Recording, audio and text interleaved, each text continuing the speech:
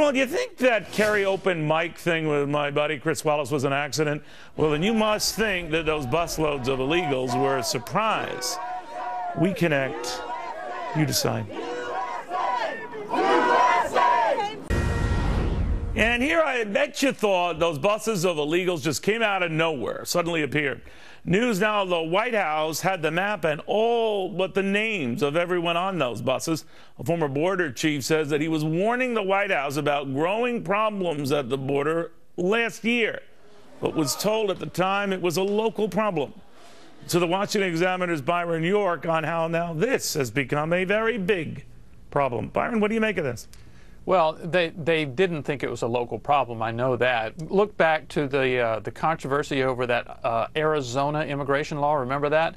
The Obama administration took Arizona to court, and they argued that enforcing the immigration laws is the sole authority of the federal government. States don't have anything to do with it. So the White House did not believe that this was just a state matter. And yes, they were warned, because this border surge didn't just happen overnight. It's been building. So in 2012, you have maybe 10,000, then you have 24,000. Now we've had 57,000 so far this year, perhaps going to as many as 90,000 unaccompanied minors crossing the border. This is something that has been growing. It's really shooting upward now, but it's been a problem for more than a year. All right, so if we have indication the administration knew this was coming, and others like yourself have suspected that, reported that, gotten evidence of that, what difference does it make to play off an old Hillary Clinton line? Is it going to change the fact that the problem persists? What?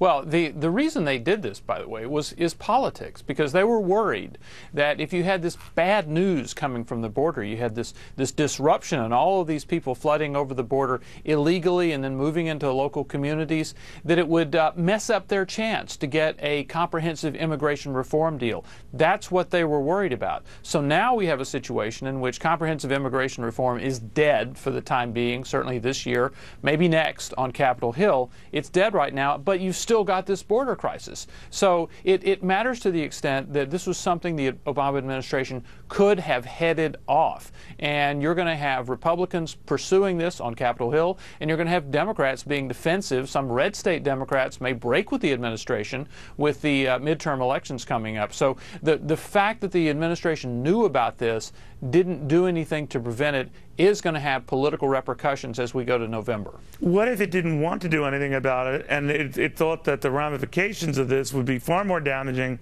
to Republicans than it would be to Democrats, because they could take out the old saw that Republicans are against minorities, and you know how it goes. Right.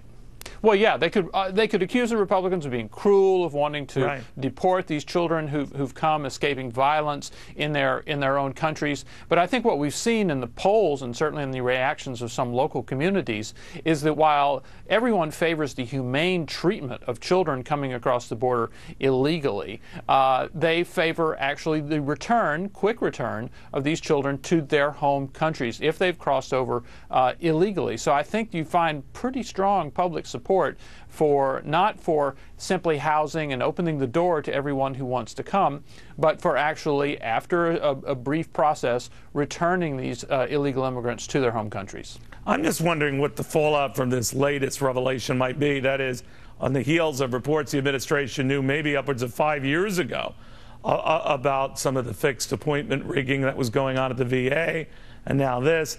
Many a scandal that just exploded right in front of their face, when in fact they might have had full advance knowledge, in that case, many years in advance.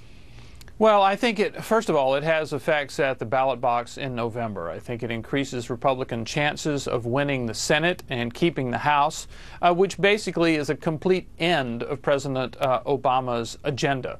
I think he will not be able to pass anything unless Republicans also want to pass it. So I think it does real damage to any hope the president had of getting anything done in his last 2 years in office. Byron, thank you very much. Thank you, Neil.